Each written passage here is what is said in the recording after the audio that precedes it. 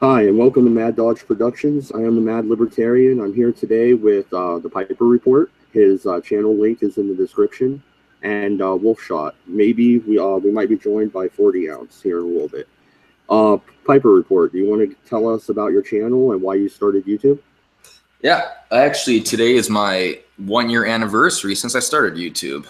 And I started a year ago. I was watching a lot of Styx Hexenhammer videos, and I'm like, oh, yeah, I'm going to try doing that. And so far, I mean, I got over 505 subs and over 107,000 views. So I beat my goal by double it. So I'm kind of happy. And I do love what I'm doing here. And hopefully, I guess I continue to get more subs and continue to grow. Wolfshot, you want to give your channel intro as usual? Hey, I'm Wolfshot. I'm here to fuck shit up.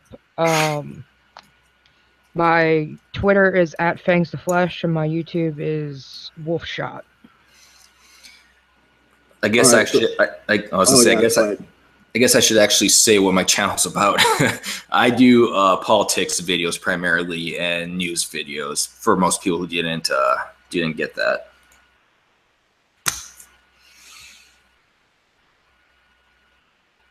All right, so the only real topic I have is YouTube's new rules that they're going to be implementing in the next couple of weeks. First, they'll be implemented on the PC version, which is what I run my channel with, is a PC. And then a couple weeks after that, they'll be doing it on the mobile. And what they're doing is, even if you don't violate the terms and services of YouTube, they will demonetize your content if they find it offensive, or if the computer algorithm finds it offensive. And they'll just put you in YouTube purgatory, where nobody can comment, like, nobody can even find your video unless they know your exact channel. We can go down the line. Wolf, how do you feel about that? And I know it's a private company. Yell that at me again, you can, but go ahead, Wolf. Well, I mean, I don't like it either. I mean, it's bullshit, but like I said, it is a private company. They dictate what's on their platform, etc. I mean, I wish it wasn't like that. I mean, but I just woke up, so I mean, I work at night, so bear with me. Oh yeah, no, it's all good. But what's bothering me is you're not violating the terms and services of YouTube, so you've done nothing wrong. Just some bot doesn't like a keyword in your live stream or in your video, and then they just take it away. Yeah, so, man. I mean, if you're not violating the rules, then how can they do that, even as a private company? They can dictate what speech they want on their platform. I mean, it'd be like I work for a multi-billion-dollar corporation, and they don't want me to say certain things about the corporation. Even though it's not in a contract or something, it's already known that you represent this corporation. You know, that's kind of to how it should be in a free society. I did a video once in the past, kind of, if we were actually in a true free society, if someone is a private business owner, they should have the right to do whatever they want to whomever they want. If they want to ban people from entering, they can, because there is really no discrimination in a free society. That is your right, your private property, do with it as you please. But in terms of being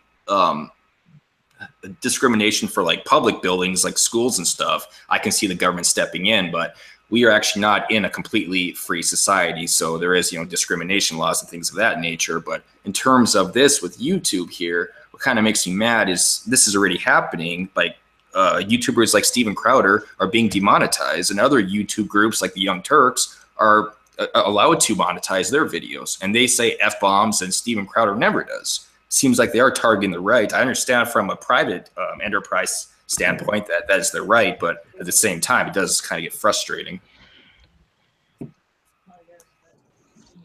Hey, 40, turn up your mic a little bit. I couldn't hear you, buddy.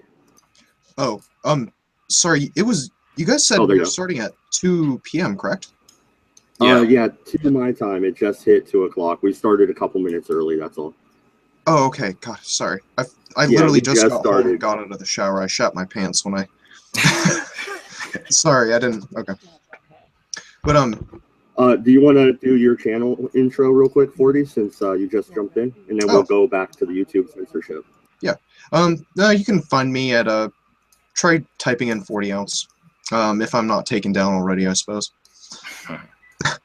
But yeah, as far as YouTube censorship, I've been trying to plug this little tidbit of information as often as humanly possible. If you want to see something extremely interesting, go to your little search bar really quick and type in CNN interview with YouTube CEO. And you're going to discover a lady named Susan Wachicki or something like that. I don't know. Susan Worcestershire, let's call it, because I can't say her last name. And she apparently lives in a part of Silicon Valley where Nazi banners are flying in the wind, and people are goose-stepping down the streets and beating women when they come home from drunken brawls at the bar or something. It's like she lives in the 1930s or something. It's ridiculous.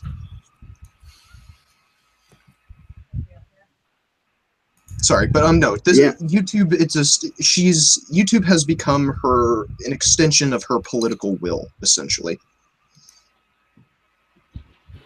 Well, until their profits are going to fall. If they keep disrespecting and disregarding the content creators, we'll leave. We'll go to VidMe, or we'll create a new platform.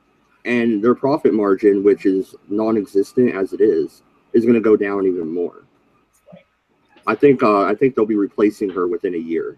Mark my words. I said a year first. The problem with this, though, is that other companies are going to follow suit.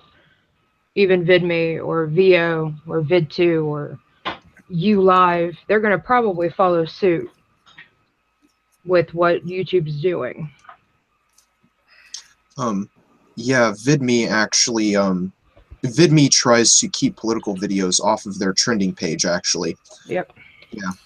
Yeah, I was never really a fan of VidMe, but I mean, to that respect, if a lot of companies do follow suit and copy YouTube, I think there will be a social media platform that does arise from a lot of pissed off people.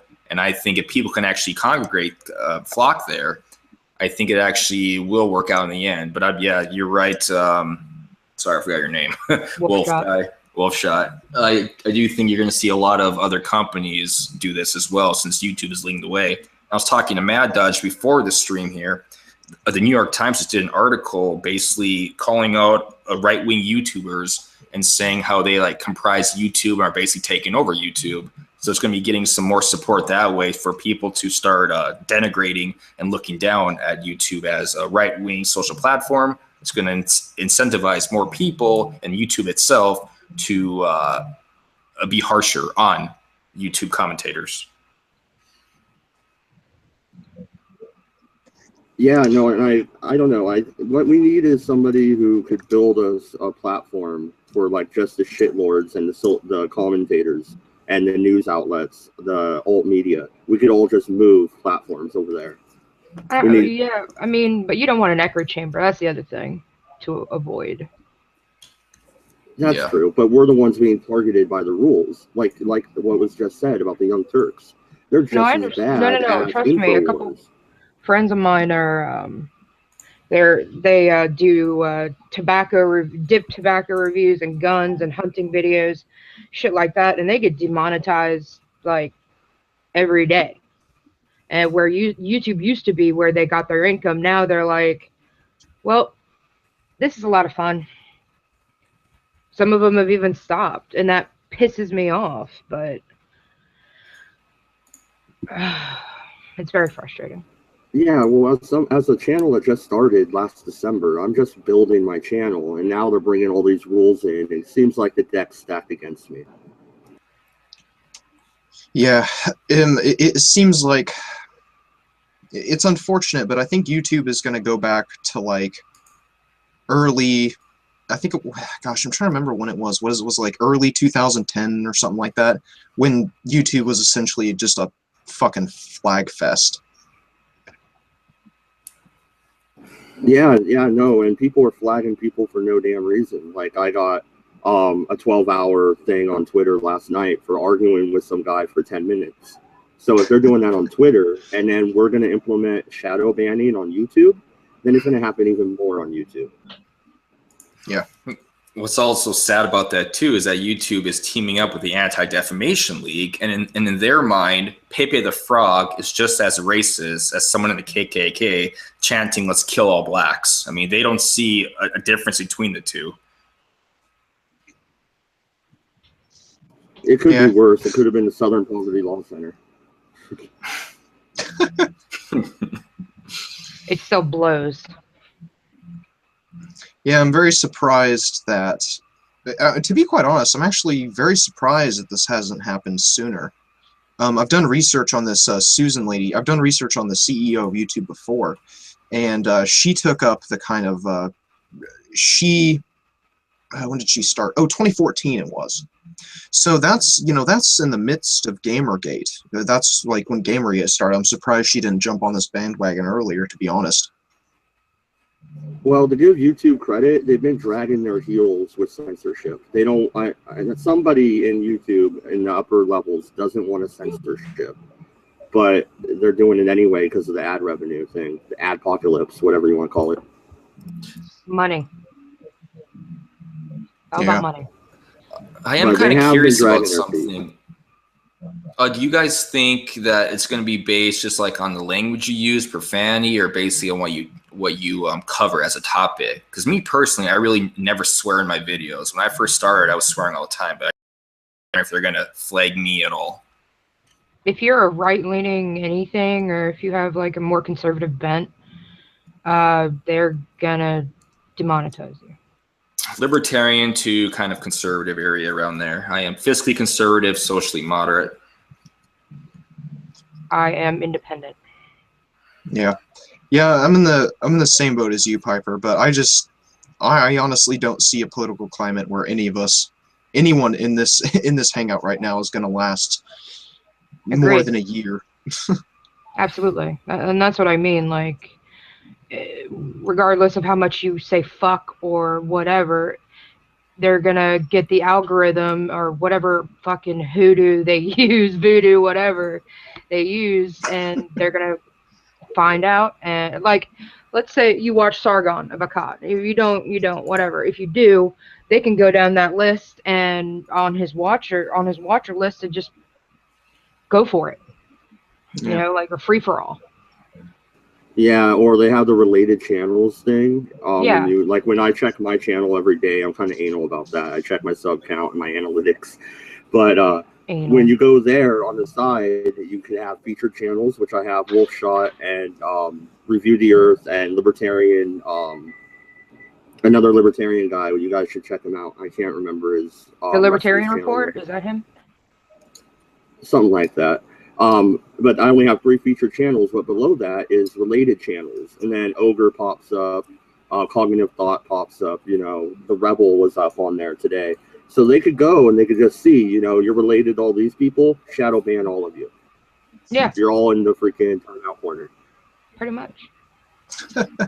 Timeout corner. Yeah. Yeah, I have kids, and we have many timeout corners. Oh gosh, and the unfortunate part about this is that, I'm trying to remember. I think it was PewDiePie that hinted at starting his own media platform. Might be and cool. Yeah, that would be gold. Not gonna lie, I would join that in a heartbeat. I would go there. Oh yeah. Oh yeah. Yeah, he should. He certainly has he's got the money for it, Yeah. Yeah, absolutely.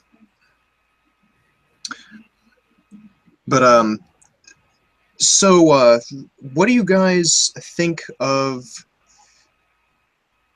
How should I put this without trying to punch upwards too much and it being obvious? What do you guys think of the fact that none of the bigger YouTubers seem to really care that much? Like Markiplier and shit? Yeah. The only who was it? The only big YouTuber I saw was Mark Dice. Dave Colin, Computing Forever, he did a video about it. I watched this morning. Oh, And did I he? would consider him big. Yeah, I would consider him big. He's got what, like 500,000 or something. He has the silver yeah. play button, I'm sure. So Yeah. Paul Joseph Watson too. He did a few videos on it, but for the most part, I think the big YouTubers, they have such a following already that people will follow them no matter where they go to, so they can pick any social media platform and continue on and continue on. Yeah, they can. Yeah, watching all the big YouTubers convert over to VidMe for a while was a little comical to see. They literally brought 10, 15, 20,000 people with them. I have a This was VidMe, but crazy. I've never uploaded on it yet. I'm not sure how It's well a it works. clusterfuck. So Yeah, I be stopped quite honest, uploading I like 6 apologize. weeks ago. Oh I yeah, cuss like a sailor, so if I offend you, I'm not really sorry, but no, I don't care. sorry, not sorry. yeah, I'm a sorry. libertarian at heart. Like, you can do what you want, just don't step on my rights. What were you gonna say, Piper? Oh yeah, I tried VidMe. I wasn't really a fan of the structure at all of it. I didn't really get into it, but I might have to try it again now, make an account there. Yeah. One of the biggest things I hate about VidMe is it's primarily due to the fact that they have no analytics system at all. That bugs the shit out of me. So how do they do their trending? Like, instead of being all political in your title, could you switch up the title a little bit and then still hit trending even if it's a news story? Or do they like have a bot go through your actual video for the content? I think they're having a bot go through your content. I believe. I'm not entirely too sure on the subject, but the funny thing is that when YouTubers started to move over to VidMe, you saw, who was it? You saw Undoomed, Sargon of Akkad, Styx, Hex, and Hammer, a bunch of other people I really couldn't care less about. But you saw these people come over, and their videos were trending every single day, every hour of the day. And so it's not necessarily just a ploy to get other videos trending. They also want to just focus primarily on their gaming community, which is what it comprised of before all the politicons moved over. Doesn't Twitch kind of have that corner of the market to themselves, though, when it comes to gaming content? I know YouTube has a lot of gamers, don't get me wrong, but isn't that pretty much what Twitch is only for? Yeah, Twitch is primarily for gaming content, but VidMe is this half-assed. I'm trying to think of a good way to word it.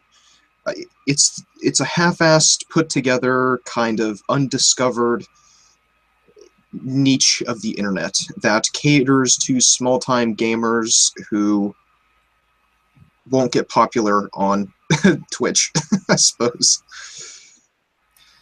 I saw a tweet by the Hard Bastard, and he was saying that Gab might be doing something that allows you to now create videos and upload videos, kind of like YouTube and VidMe would let you. I don't know what's really going on with that or not. Now, is VidMe monetized? They don't use AdSense, obviously, but what's their monetization like? Crap. I can't remember. I know there is some form of monetization. I don't know what specific ads are playing on the videos, or if they're just the kind of classical 2010-esque YouTube ads where it's just a banner at the bottom of the screen. I'm not entirely sure what the ad stuff is. I have no desire to monetize my channel, to be honest. Well, mine is monetized here on YouTube, so if I was going to switch platforms, I would want to monetize it over there. I'm not making any money, mind you. I mean, like, literally nothing yet. You have to hit $200 before they'll even pay you.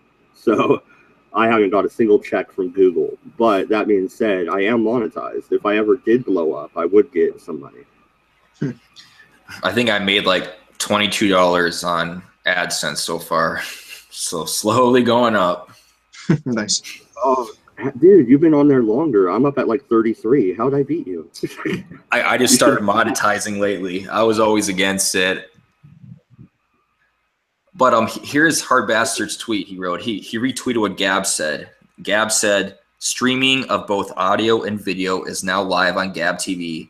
Direct video uploading is up next, as well as tipping and subscriptions. Interesting. So that might be something to check out. Yeah, definitely. I know that's one of the things that VidMe doesn't have live streaming, and Dailymotion doesn't have live streaming. They also have upload regulations as far as the size. I believe it has to be 2 gigs max. Can't film in 1080p, and it's got to be like 2 to 3 hours max or something like that. And you can't live stream, so it's a shit site, honestly. Now, since you brought up live stream twice in that sentence, how do you think this shadow banning is going to work for streams like this? They can't really shadow ban this. It's not up yet, really. It's in the process of being made. So I would think that all the streamers, like the Warskis that do Warski Live, I don't think that stuff would be shadow banned until maybe after the stream is over and it's uploaded as, So when's this starting, this shadow banning? Is it already starting, or are they going to incorporate it like soon? They said within 2 to 3 weeks on PCs, and then on mobile devices a couple weeks after that. Shit. Should be curious. I'm kind of curious to see who's going to be targeted first and what the response to that's going to be. Yeah. Well, there's already been. How much you want to bet InfoWars gets shadow banned immediately? Oh, yeah. And the Young Turks, they stay up the whole time. Oh, yeah. Oh, yeah. They're definitely on the shit list for sure. I think Paul Joseph Watson will be, he is InfoWars, yeah, but I think he'll be first to go because he's been in a few news articles now where they try to attack apparently far right, fringe right, alt right commentators. They always use him as the poster child. Doesn't Chink, or whatever the fuck his name is, Sink, doesn't he deny the Armenian genocide? Yeah. Right? Chink denies it, and Anna said her parents lived through it. So it's kind of a weird dynamic there. Wouldn't that be supremacist speech? I think we should flag him. You would think. I actually did a video. I don't know if you guys watched or not. I uploaded a video last night about this, that Anna Kasparian at Politicon, she said the most racist thing ever. And it was just like, holy crap. And people cheered her on. At Politicon, she said basically that illegal immigrants have the right to get a job from impoverished black communities because they are bilingual, and black citizens aren't bilingual. So for them to get their jobs back from illegal immigrants, they should pick themselves up by the bootstraps and learn a new language so they can get their jobs back. Well, okay, wow. I agree with the bootstrap part. Let's not argue about reparations and shit. Let's do it ourselves.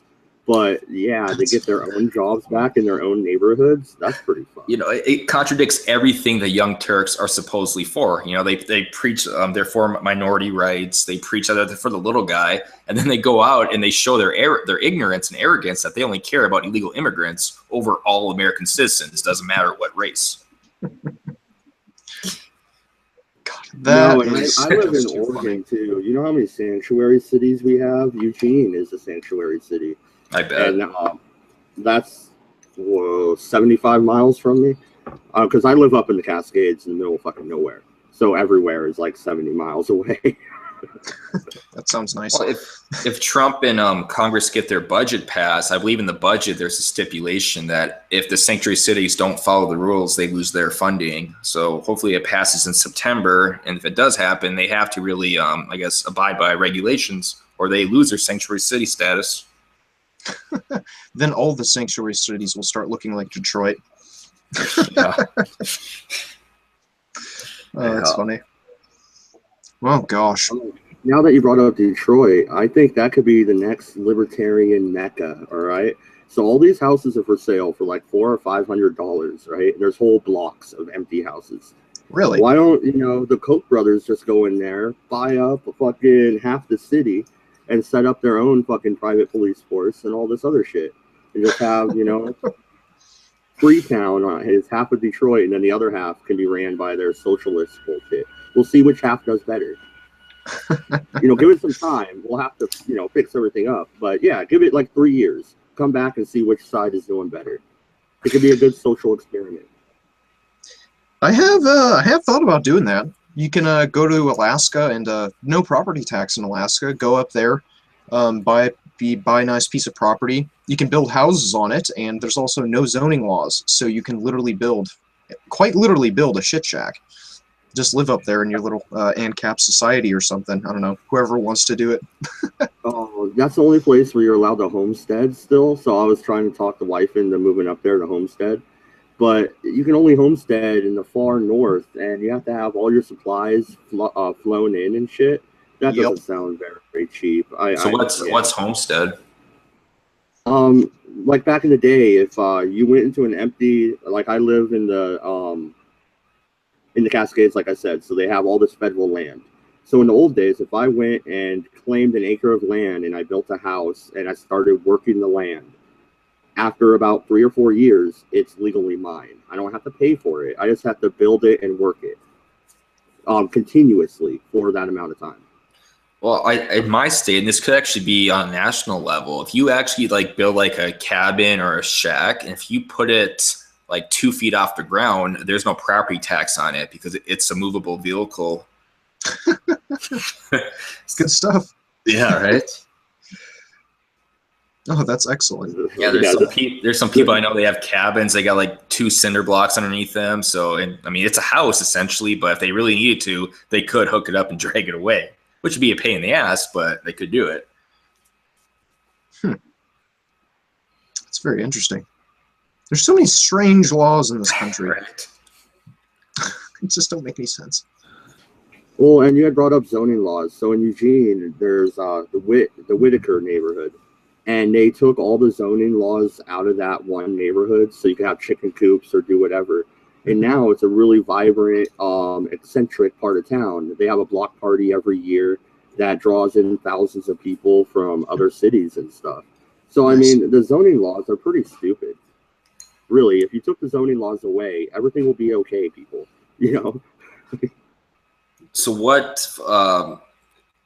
Maddodge, where you're from, is it primarily just Democrats everywhere, or is there a libertarian base? I do sometimes try and work with the Libertarian Party of Oregon, but they're kind of fractured. There's 2 different camps of the Libertarian Party of Oregon, and they actually sued each other. So, yeah, it's pretty dysfunctional right now. And there is a ton of Democrats in Lane County, which is where Eugene and Springfield is, and then also up in the Portland metro area. But then you get out in the backwoods areas like where I am or Eastern Oregon, and it's all Republican pretty much. The only reason Oregon is a Democrat state is because they have Portland. You know, Portland is solid blue. That's so crazy too. I mean, Reagan, he won, you know, his second term, he won every state but I think 1 of them. In his first term, he won every state but 2 of them, 2 or 3. And all those West Coast states, those were all for Republicans. Like, things really change. It's incredible what happens when you don't have a wall. You know, I'm a sub to a YouTuber, Tex, and on his channel, him and a YouTuber are talking about Texit, basically Texas succeeding. And that better not happen. If that can happen after California succeeds, then I'm fine with that. But before that, they better not do that. Yeah. What I actually find extremely ironic about that, the Texit, or you know, whatever they want to call it, I suppose. Ironically, Texas, it would be almost impossible for them to separate themselves from the Union. I looked into this extensively because I have a friend from Texas, and he's always talking about that. Even though he's actually a native Australian, ironically, but Texas has the largest gold reserve. They hold the majority gold reserve in the United States, and they're also a home base to either a nuclear arms manufacturing or nuclear arms assembly plant, something like that. And that's not to mention the fact that we have just a plethora of military assets down in Texas as well. But ironically, California, there's not much out here that's actually worth keeping to begin with. San Diego has that naval port, right? There's one San Diego. I think there's one in, was it San Francisco or something like that? And then there's Beale Air Force Base in Northern California. The Beale Air Force Base houses a lot of let's say important stuff. Well, no, and here in Oregon, if you're driving through Eastern Oregon, and I don't remember exactly where, but you look over and off the road is a government facility, and it is a stockpile of biological and chemical weapons, and it's literally 100 yards off the fucking highway. There's just a freaking fence and cameras up. Now, I'm sure if you cross that fence, somebody will show up immediately, but still. What's actually funny? You got mustard gas just right there. You're talking about you can almost spit at it. The one on the Washington border, right? When you just cross the gorge. It might be. I don't know. I know it's inside Oregon's state borders because they made a big hooey about it a few years back. They wanted to try and get rid of it, but what's funny is that my dad actually worked there for a brief period of time. It's funny that you mentioned that. Well, California too. I find it really interesting that California prides itself as being like the most progressive state in the union, and then this year their state assembly voted no on universal health care, and the reason why they did so is because their state couldn't afford it, and yet they wanted to initiate the same thing on a national level. Yeah, that's so retarded. Yeah. But yeah, it just goes to show California can't leave the union. They already, we had a war over that. And if we allowed California to secede, then we would have to reverse the Supreme Court ruling after the 1865 or 1861 secession crisis. If they did try though, I can't see Trump pulling Lincoln and getting them back, and I don't think anyone would actually want Trump to do that either. I think it'd be the complete opposite of what it was in 1860. Complete opposite. In fact, we will give you money. Right? Yeah, I wish. Yeah. No, I mean, they're legislators they nominate and appoint. I mean, Pelosi, Maxine Waters, Kamala Harris. I mean, these people, you listen to them, they are clueless. They really don't know anything about anything. Yeah, and what's funny is that the politicians California produces, save the ones previous to Reagan or some other I don't know. We'll throw Schwarzenegger in there because I like his accent. But most of the politicians we produce are total whack jobs, and they run their single issue candidates. Was it not Maxine Waters, but Barbara Boxer, I believe it was. I think they're all the same, but she runs staunchly on an anti-gun platform. Dianne Feinstein, she does that. Yeah, no substance to him at all. Yeah. Well, I heard her, Dianne Feinstein, say once that if she could get the votes in Congress, she would take everyone's gun away. Yeah, even if she could get the votes, I would love to see her go out into rural West Virginia and try to take guns. Knock on some old person's door and be like, hey, give me all your guns. Yeah, that'll fly real well. Yeah. That 19-year-old grandma is just going to shoot you. What are they going to do? Lock her up for 10 days? She's already almost dead. Fuck it. Yeah. The day that happens, the South will quite literally rise again. That would be a complete shit show. During Andrew Jackson's presidency, he did something called a Trail of Tears, and the Supreme Court ruled it unconstitutional. And Jackson said, all right, I try to go enforce it. And no one did, of course. I mean, it's kind of funny. He totally contradicted them. He's like, yeah, you guys are real unconstitutional, but try and force it, see what happens. And they just sat there. They didn't do anything. Well, and that's the whole basis of nullification, right? The states are like, hey, you have this stupid law, federal government. Come into our state and try and enforce it. Matter of fact, we're going to outlaw you enforcing it. So you bring the DEA into the state of Oregon. They haven't done it, but they should. You bring the DEA in and start raiding all the dispensaries. We're going to arrest the DEA members. Like, that's how they should do it. Just So like, screw you. Come in and enforce it if you can. So what do you guys think of the war on drugs? Should we continue it? Are we winning it, losing it? I think we all know what the answer is. Oh, yeah. MC in the chat definitely knows my answer. We should legalize every drug. And, no, and it would be a lot safer. There wouldn't be so many ODs, and we treat it like a health problem, like it is. Yeah, definitely. And that's not to mention the fact that it'd be just far cheaper to afford the treatment centers rather than the actual law enforcement that comes along with it. Because just honestly, let's be honest, some of these agents that they're bringing in from the DEA, they probably make far more than any nurse or any physician does, and it probably costs more to bring out their little federal squad than it does to actually sit someone down and put them through a therapy session or whatever it might be. Oh yeah, definitely. I mean, there's pensions too. I mean, you got to pay them pensions as well. Oh, and that God, adds yeah. up, as we saw in Chicago. Yeah.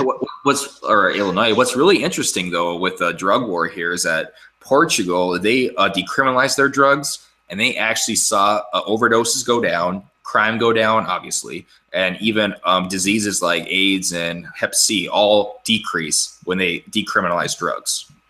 Yes. Yeah, that's a huge factor, actually, that people don't realize. You know. Yeah, the transmission of communicable diseases. That's a big one. Yeah. Well, that's the thing with this. I mean, for instance, right now to get high, people go buy heroin off on the street. They're buying a substance. They don't know how strong it is. They're probably reusing their needles. If it was legal, they could go to their pharmacy, get a safe type of it, alternative with clean needles and all this stuff. I mean, they can do it a lot safer. Yes, they're still doing drugs, but that is their choice, and they're doing it in a safe way, actually. Yeah. So I don't necessarily want to corner them off like they do in Europe, though. They have a whole section in Amsterdam, right, where all the druggies are. Like, you don't necessarily need to corner them all off like that, so they could all suffer together and never get over their addiction. You know what I mean? No. I mean, yeah, there'd be treatment instead of like doing all this money on the DEA and stuff like that. Like kind of 40 ounce was saying, you could focus more on treatment. It's cheaper. So here's the question. Hopefully one of us will get triggered. So we want the same things, but would you allow the federal government to regulate it, or would you want these industries to be privatized? I'll take option 3. The states regulate it. We kick it back down with the 10th Amendment to the states. Yeah, I'd probably have to agree with that as well. The only thing I want the federal government to regulate is the banking system, the banking cartel. Oh, yeah. Yeah, the Fed. I'm really anti-Federal Reserve. I could rant and rant about it forever. I won't, though. Yeah, I was about to say, should we even dip our toes in that pool? Yeah, I talk about it quite a bit on my channel, so. Well, 3 words, end the Fed. Yep. Well, on the plus side, there was a bill, I think not Tom Cotton, someone in the House, they got their bill passed from the House side to audit the Fed. It's going to the Senate, but it'll probably be sat down in the conference committee forever. Probably won't get voted on, but that's a good start. Audit the Fed to end the Fed. Yeah, I'm very surprised that, honestly, not gonna lie, surprised it got that far. Yeah. I'm surprised it departed from just the realm of Ron Paul and Rand Paul. Yeah, I'm surprised the thought was even conceived of to be in the first place. So many people are just against auditing the Fed, and I mean, I can understand why. I mean, what would happen if we audited the Fed? I mean, our freaking economy would fall apart for a year or two. I think that's just all fear tactics, though. For auditing the Fed, the only thing I think will show up is that they're monetizing foreign debt, and they're spending a lot of our taxpayer money on foreign programs. But if we actually audit the Fed, I mean, there's so much special interest and money into the Federal Reserve that they make everyone think we get rid of the Fed, we're going to automatically go into economic collapse. And I don't believe that at all. I think if we can transfer that to the U.S. Treasury, we'll be fine. Yes, there is a lot more in-depth stuff to go about, but I don't think we'll be in economic ruin like they say we will. Well, wasn't it once again Jackson who said he Kill would the kill the bank. bank. Yeah. Yeah, and he did, and nothing that I think they went into a depression for like 2 years and then rebounded. That's It wasn't because that bad. well, yeah, Jackson too. He kind of screwed it up. He basically appointed all his people in high cabinet. Then they printed out a bunch of fiat money for themselves, and he kind of abused it. But if he would have just kept doing, I guess after he ended the central bank, if he just kept everything kind of how it was, he would have been fine. Yeah. I mean, I don't, even if the scare tactics are true about auditing and getting rid of the Fed, I would honestly be okay with it, just because, it's like ripping off the Band-Aid. A year or two of a little heartache, but it's, you're going to rebound. You're not going to have, like you said, the fucking fiat currency floating around. Be much better.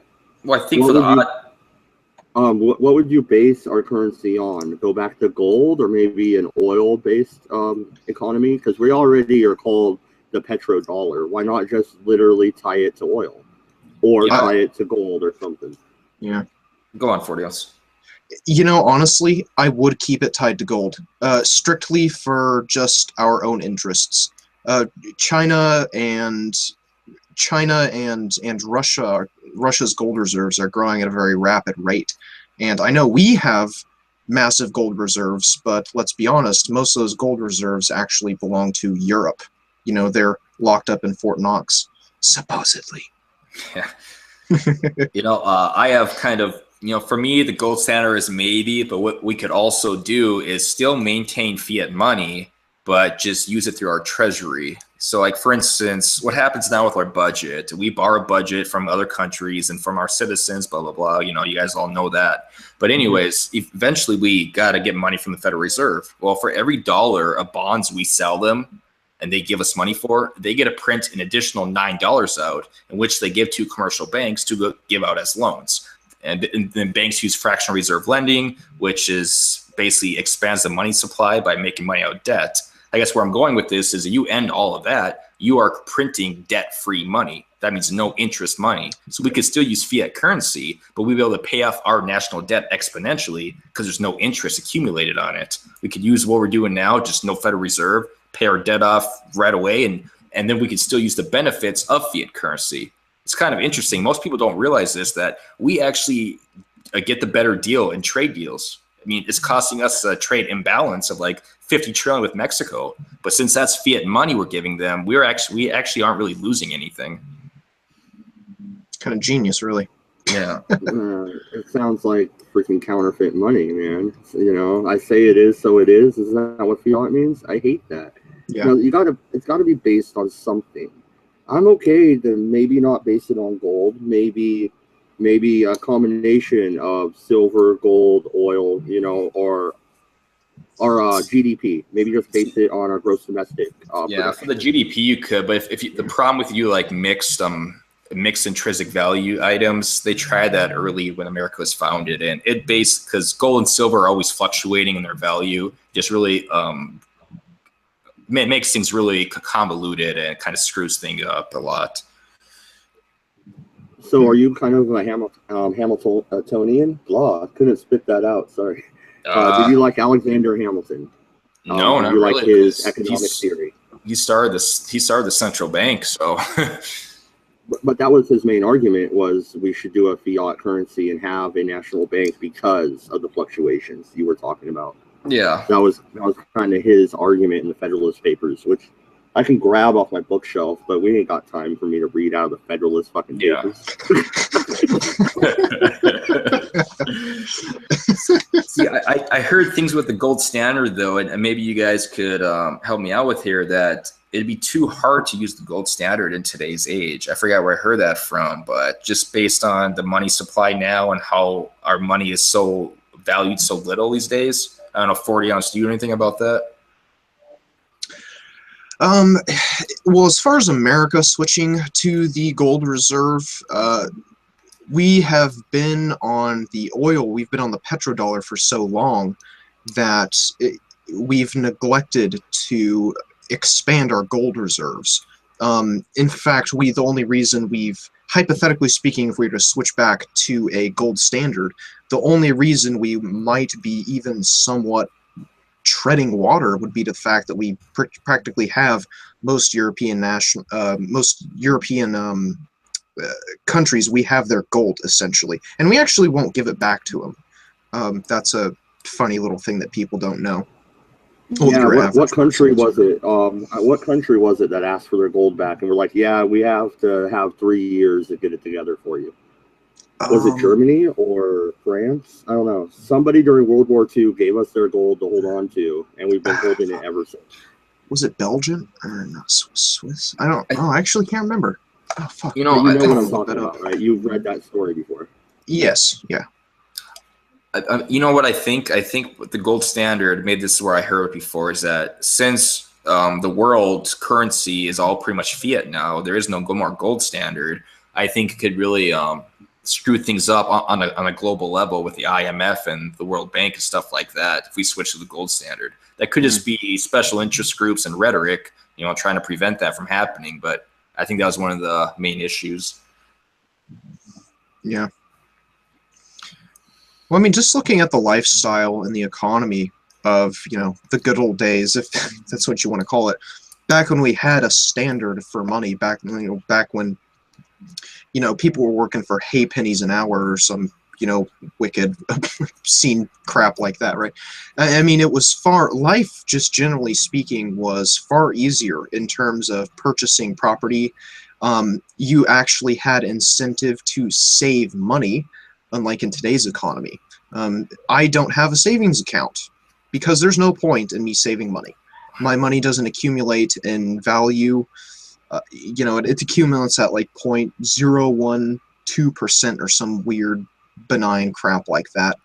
So honestly, I might as well just go out and buy a flat screen TV with each paycheck, and that would honestly be better than having whatever the hell we have now. I wouldn't be so opposed to a gold standard. What's really scary too is that if you actually go to your bank, whatever bank you use, and ask them for their bylaws, most banks have changed their policies now to what's called a bail-in. So if the banks ever go under again, like they did in 2007, the government won't bail them out. The investors in the bank and those with savings accounts and whatnot would be the ones bailing out that bank. Yeah. That is just horrible. I mean, that's horrible. Yeah, that's the kind of stuff that makes you want to keep your money under your mattress. Yeah, right?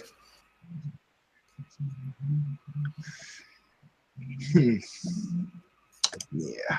Trying to think if there's any crazy news today. Yeah, I was out of town most of the morning. I didn't even check any news today. Yeah, I got a massive backlog of videos to watch. I know too many people. Hard knock life. Oh yeah, pretty much.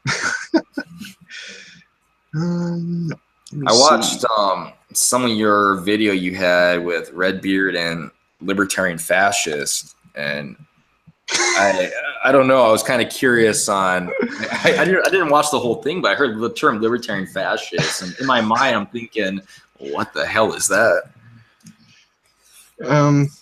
I probably should watch the video. I didn't watch. I just read the name, and I'm kind of like, okay. No, it's all good. Yeah. Well, the thing is that how should I? Oh, okay. So here's the thing. The dude's, what did he say? The dude's still in high school. So politically speaking, he's still trying to find his way in the world. From what I can gather from our conversation, it seems as though he's just a libertarian that has identified certain problem groups in the United States, one of those being Muslims and the other ones just so happening to be Jews. Funny enough. But here's the thing. So okay, so here's the thing. He is very much a libertarian at heart. But the thing is that he has, it seems, and I don't mean this as any kind of personal offense, but he has an extraordinarily shallow understanding of what fascism actually is. I've read Nietzsche. I haven't read any Schopenhauer, unfortunately. That's probably something I should get around to. But I've read some Nietzsche. I've read Mein Kampf, and I have a general understanding of what fascism is. But he has none of that. To him, fascism is not liking a certain group of people. So by the end of our conversation, I essentially concluded he's a libertarian that has bias, that has an in-group preference, and is somewhat of a civic nationalist, it seems. All right, fair enough. I think the reason he doesn't understand fascism as in depth is because he's still in high school, so maybe he doesn't have time for independent research. But one of the things is that in school, being a fascist essentially nowadays means you just don't like someone, and so I think he's conflated actual fascism with the shallow fascism that the fascism that the three of us are, for instance, because we're not regressive leftists, you know. Yeah. Did you just call me a fascist? Is that what just happened? Yes. wanting to give states power. How dare you? No. I only jumped in for a little bit of that conversation. I was in the chat and I saw the title and I'm like, there's no such thing as a libertarian fascist. I know. Yeah. And the definition of fascism is when the state co-ops part of the actual economy, right? So what the heck is his name in Italy? That's what he did, is he merged Mussolini. He merged the state and the big corporations together.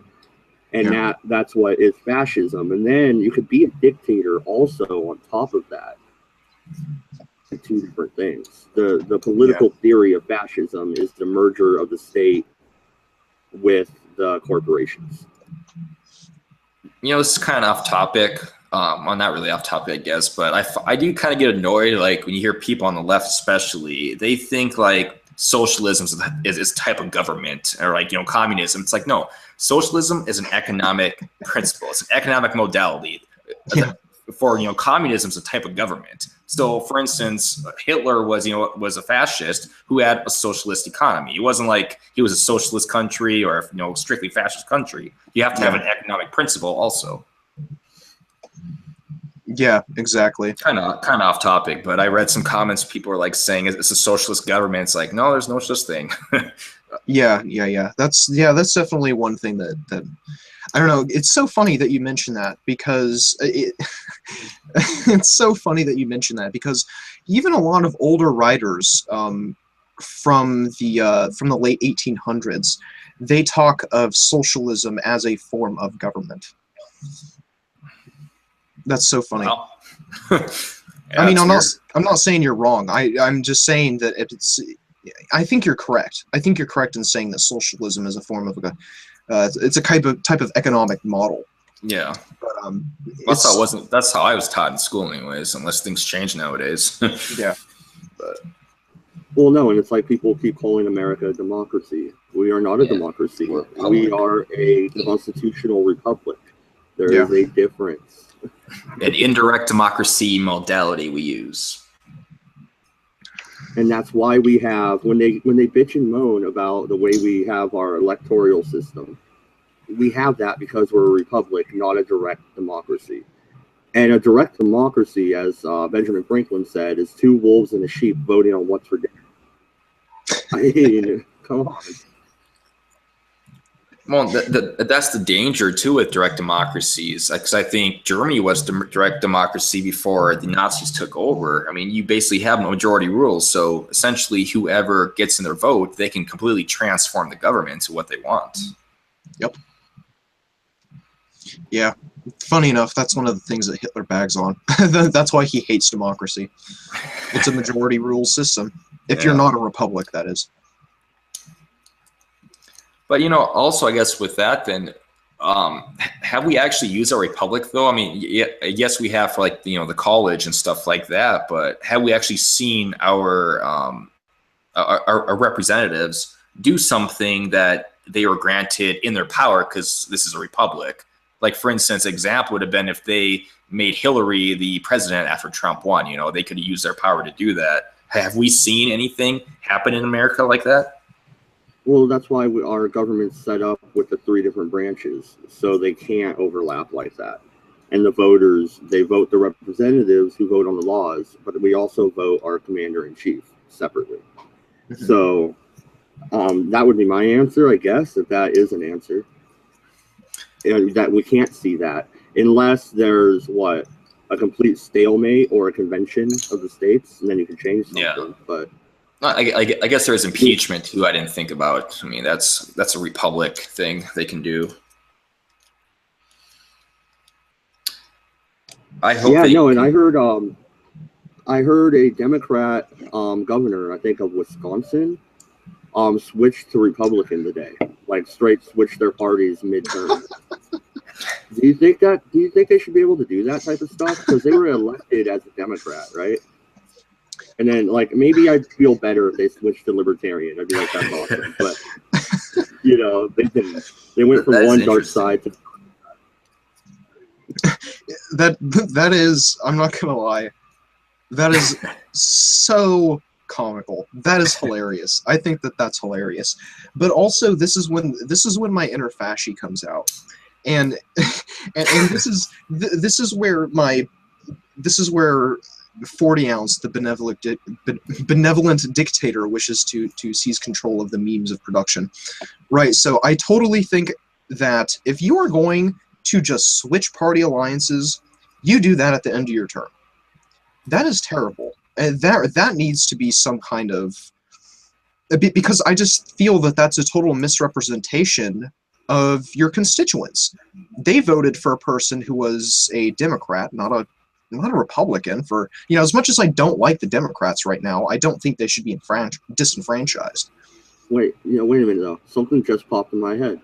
I have the answer to all Trump's problems. All right, here it is. It's really simple.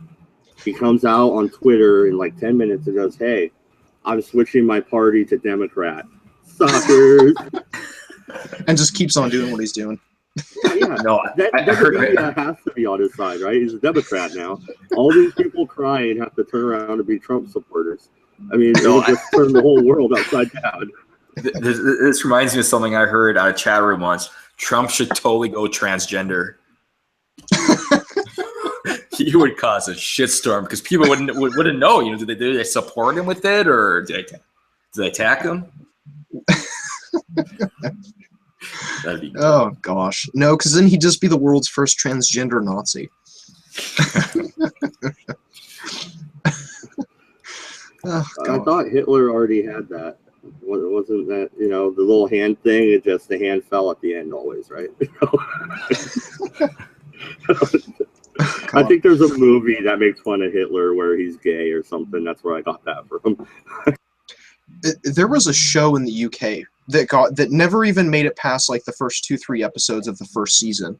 But what was it called? It was called like Heil, I'm Home. But it was a sitcom starring Ava Braun and Adolf Hitler. And dude, I wish they kept doing that. That would have been the perfect show, I think. That sounds hilarious.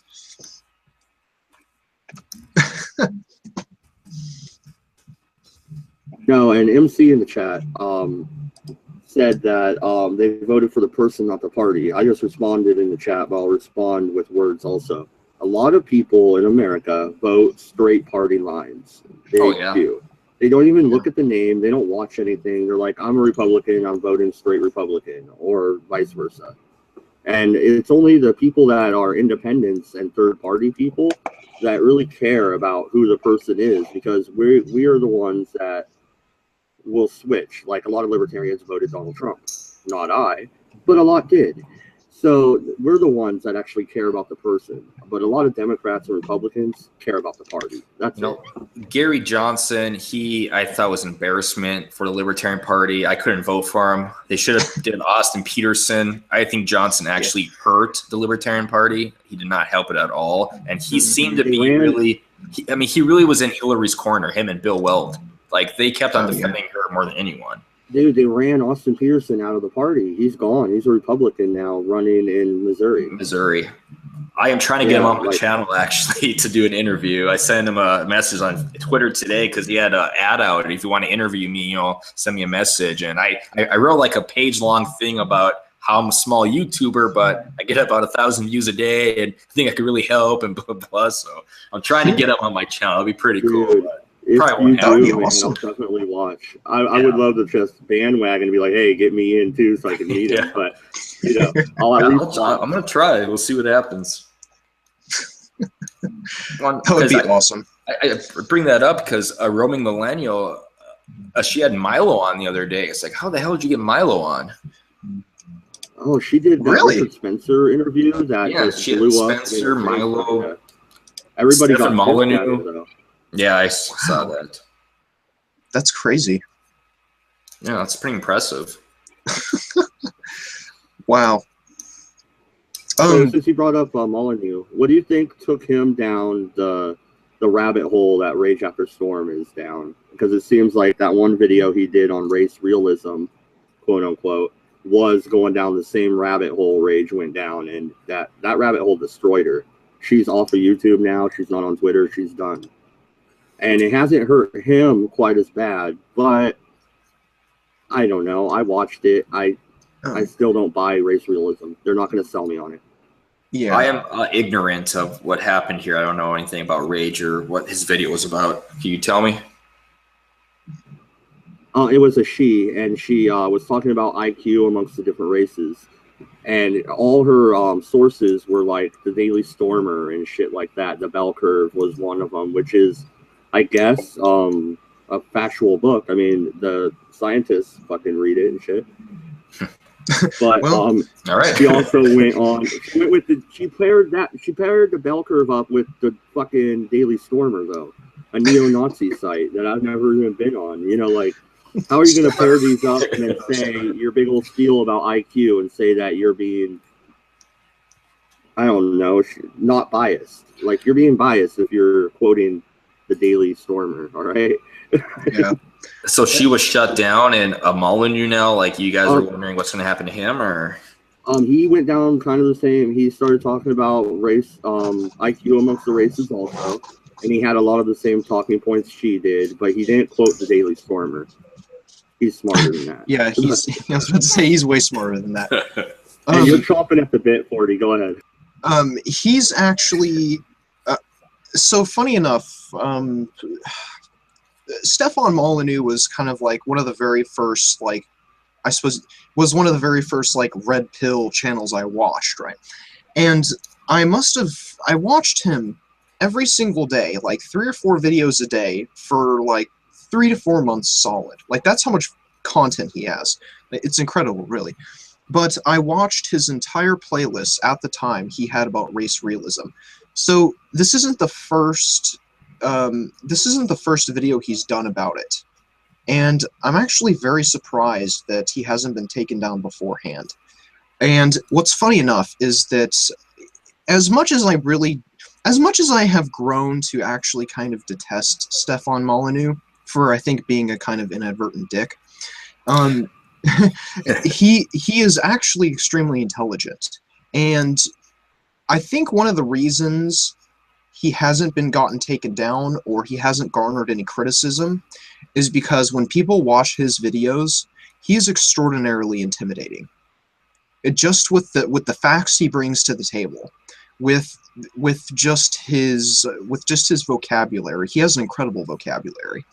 But there's no way, even if he were to be censored, he actually has quite a radical audience, I would say, and they would follow him anywhere. Yeah. And he has a master's degree in philosophy or something, right? Like, he's not a dumb man. Yeah, he's not just some dude like I am. You know, he's gone to school. Yeah, I watched his debate with Peter Joseph from the Zeitgeist Movement, and I have to say, Peter Joseph, that man is very articulate. He has a hell of a vocabulary. Like, he made Stefan's vocabulary look like nothing, basically. You guys ever seen that? Yes, I have, actually. That was... Yeah, I didn't watch that debate, but I'll correct myself. Crown T contacted her employer and stuff like that, and that's how she got her YouTube channel taken down. Rage After Storm. Yeah, I actually can't stand that guy anymore, unfortunately. Stefan? Well, no, I don't like Stefan that much anymore, but no, Crown T I actually don't like anymore either. I don't like many people in the quote-unquote skeptic community anymore, to be honest.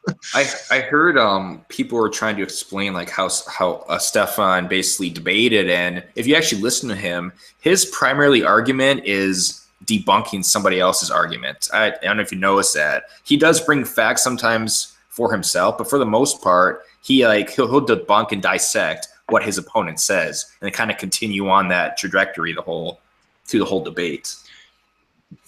Yeah, actually, funny. That's actually one of the things I noticed as well. All he does is, and don't get me wrong, the man is a fucking brain surgeon when it comes to just dissecting his opponent's arguments. But I've noticed that whenever he is wrong, he will always dissect the opponent's arguments, but never reinforce his own. Yeah. And don't get me wrong, it's still an admirable skill, but... Oh, yeah, definitely. Yeah, I didn't see that debate, but did you guys watch, it was Adam Kokesh and Christopher Cantwell did a debate about the future of the Libertarian Party, pretty much, and Cantwell has gone full fucking Daily Stormer, and Kokesh is like full ANCAP. So it was a really interesting debate. If you haven't seen it, you should look it up. Yeah, I'll check it out. I haven't seen it. Yeah, good. And there's Christopher just arguing fucking racist shit, and Kokesh just laughing at him and being like, "Why don't we just take out the government and then you can do whatever you want on your own fucking property?" It was great. Have you guys seen the Cenk Uygur and Ben Shapiro? Ben Shapiro. I did watch that. I did watch that whole good. thing. I finally got around to watching that yesterday. I had to bump it up my list after I saw your tweets, Piper. I had to. I was like, oh, dude, sounds awesome. Yeah, it was pretty much ownage. It was pretty bad for Cenk. Wow. Oh, it's so funny. Usually when Cenk has like a debate with someone more intelligent than him, he just like fucking shit talks the entire time. But dude, Shapiro ripped him a new one. Oh yeah. Well, that's the thing. I did a brief analysis of the debate, and what I noticed was Cenk is considered a good debater. I don't think he is, but he is considered a good debater because he always has the audience on his side. Like last year at Politicon, he debated against Dinesh D'Souza. He used the audience for his support. Or if he's on the Young Turks, he's more comfortable there. But on this debate, he seemed intimidated to try to play the crowd against Ben Shapiro because Ben Shapiro just had just as many people in the crowd. So what Cenk tried doing, he tried actually trying to make his facts and his arguments sound, but Ben kept on dissecting, debunking it, and at the end, Cenk was just trying to run away from Ben at every angle he could. Yeah, and you could almost tell every time Ben hit a good point because Cenk would just fucking laugh and just like nod his head and change subjects. That's all he did. He would keep changing subjects. He would say something, Ben would debunk it, and then instead of trying to debunk Ben's debunk, he would continue on a new trajectory and a new topic and stuff like that. And I have to say, there's one point that, and the entire thing, goddamn hilarious. I would pay money to see that again. Not gonna lie, I would pay money. But dude, what pissed me off so much was that Cenk had the goal to actually insult the fucking audience. That pissed me off so much. Do you remember that part? Google it when he said that like 10 times. Oh yeah, no, I remember. He called them like they're not educated or something like that. Yeah. Oh my gosh, that made me so mad. I hated that. Oh, and isn't that the first thing you're taught in high school? At least I was you can't trust everything you read on the internet.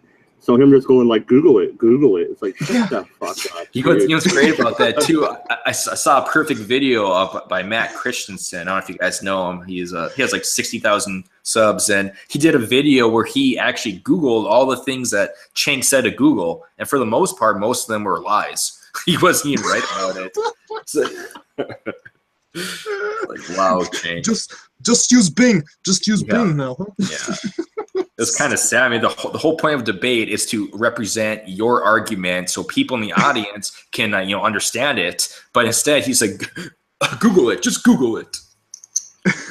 Yeah, no, and I like to debate. Like, I like debating with other YouTubers and stuff. But do I think I'd sign up to debate Ben Shapiro? Oh, no. No, probably not. Ben doesn't lose, dude. bend does not lose. You know, and the thing is too, I don't agree with everything he says, but when he debates, you can always understand where he's coming from. You can understand his point of view and how he reinforces his argument. It's truly brilliant. Yeah. Yeah, and have all those facts just right there. Because I think it was a blind debate, right? They didn't know the topics coming in.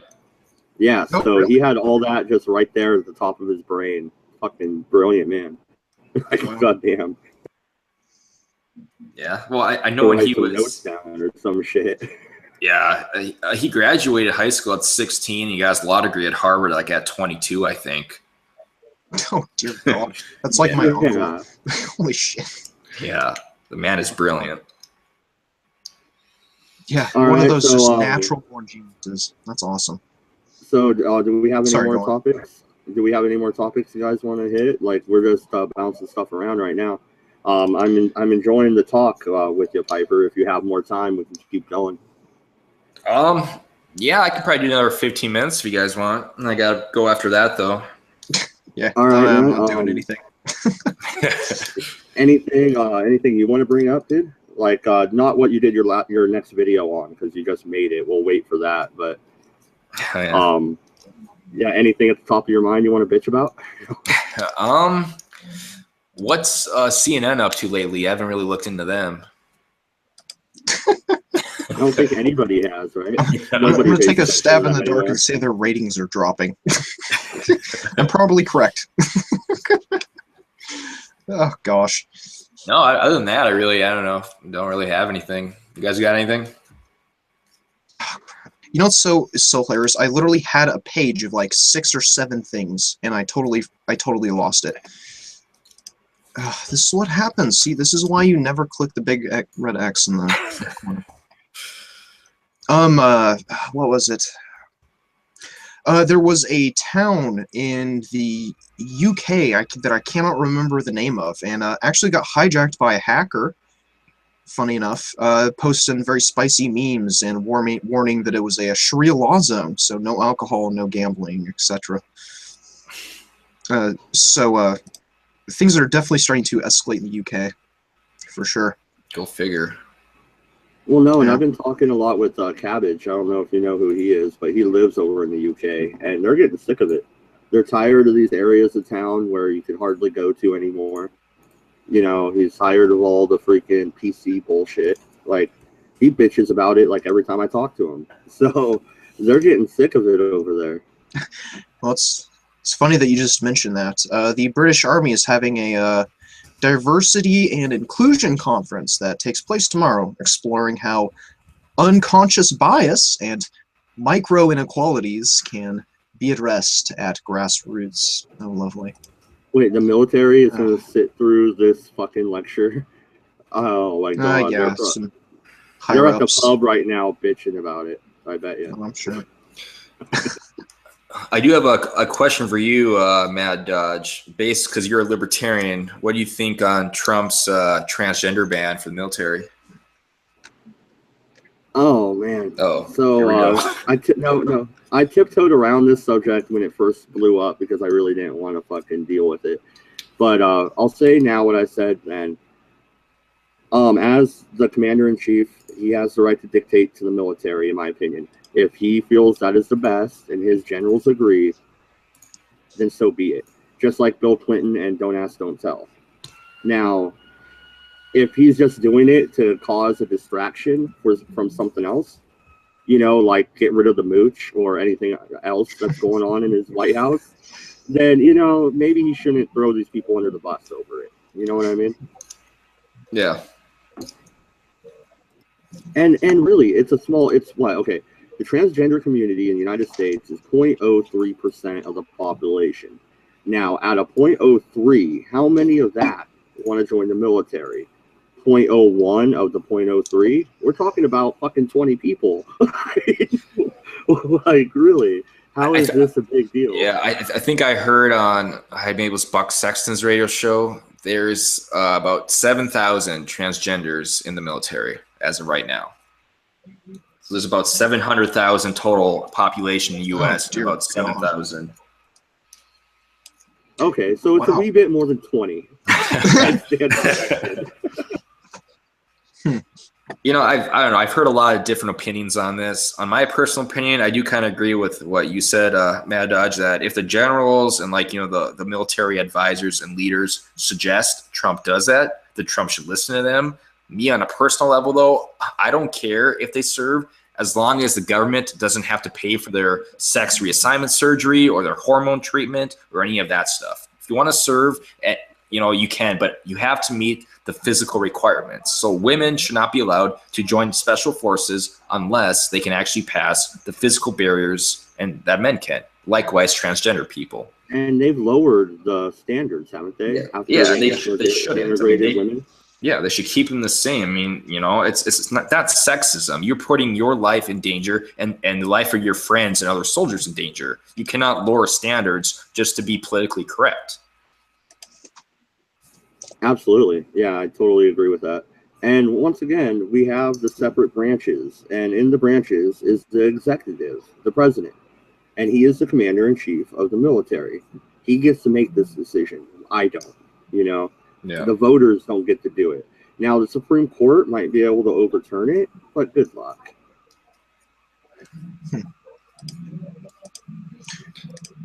Yeah, I would still agree with you. Do you think the wall is actually going to go up?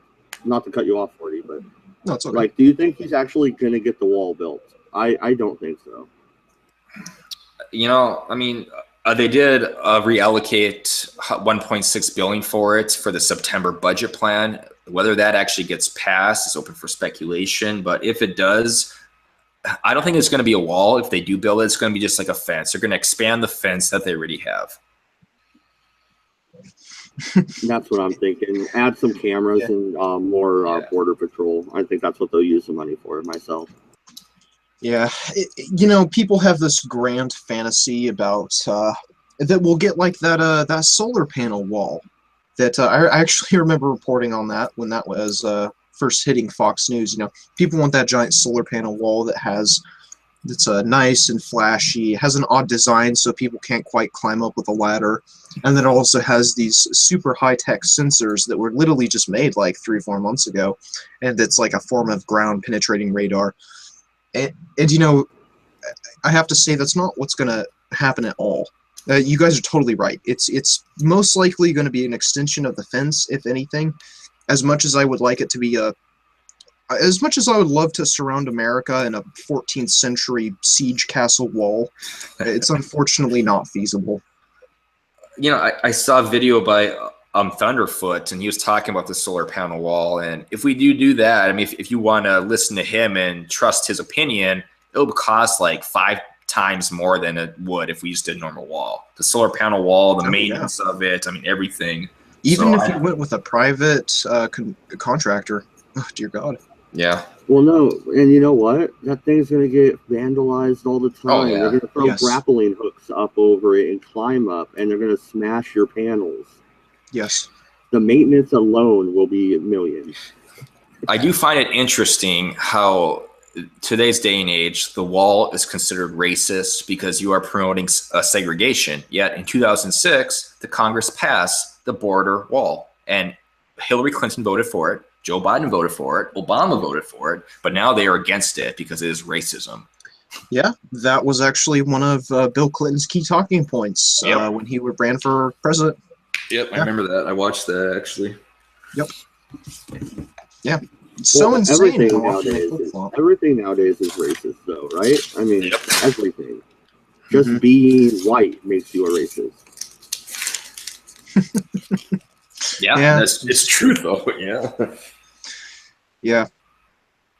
I wonder how we got to this point sometimes. It's ridiculous. Sorry, go on. It seems to be winding down, so I was going to let you guys give your final thoughts and your channels and stuff. And then if you guys want to hang out after we go off air, I'm down. I have to go grab one of the babies out of the bedroom. They woke up, but go ahead and give your final thoughts. Yeah, I'll probably have to take off here though. But I guess my channel is the Piper Report. I do political videos. I just uploaded one a little bit recently. I am fiscally conservative, socially moderate, so I tend to do media topics based on that. And I'm done. Do you mind if I put you as one of the featured channels on my page? No, go ahead. I plan on downloading this too and uploading on my channel as well. So. All right, awesome. Go ahead, 40. Your turn. All right, I am 40 ounce. You can try and find me before they censor us all. Good luck. Yeah.